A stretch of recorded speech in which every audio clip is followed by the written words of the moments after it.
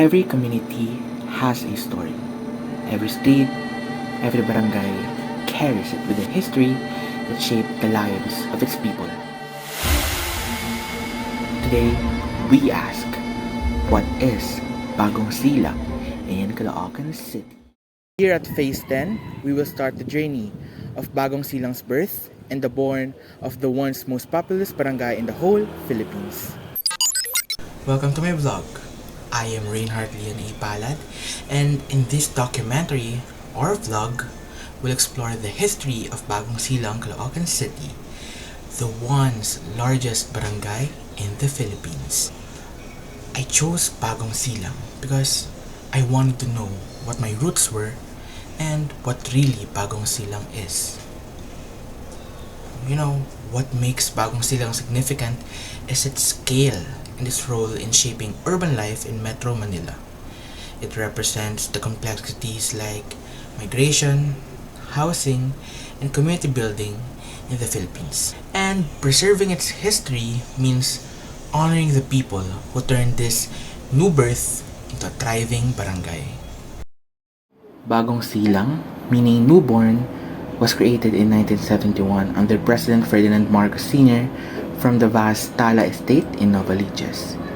At first, it was only slightly populated with wide fields, but over time, it grew into a thriving community and eventually became home to more than 260,000 residents according to the 2020 census.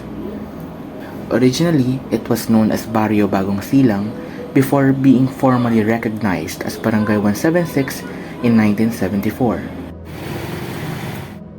From its beginnings as a settlement area, it has transformed into the largest barangay in the Philippines, both in population and land area. Bagong Silang's story is one of transformation. From the old Tala estate to Barrio Bagong Silang, and finally to the bustling barangay we know today.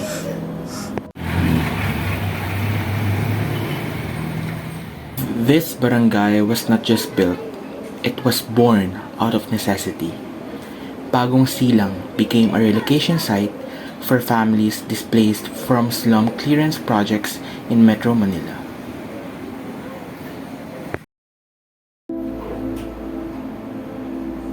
Few people know that the Tala Estate or Bagong Silang was originally intended for a leprosarium, a medical facility for those afflicted with leprosy.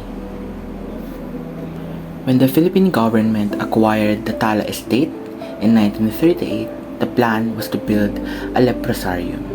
At the time, isolating and treating people with leprosy was considered essential. Only a portion of the land was ever used, and as segregation slowly faded, the plan shifted. The Tala Leprosarium, now called the Dr. Jose and Rodriguez Memorial Hospital and Sanitarium, is a healthcare facility in Tala, Bagong Silang, Caloocan City. It was built in 1940 to treat people with leprosy or the Hansen's disease. Despite its size, Bagong Silang still lacks historical street names or markers that reflect its past. Its streets are numbered, not named. This absence reminds us of the importance of preserving history, because without names, stories risk being forgotten.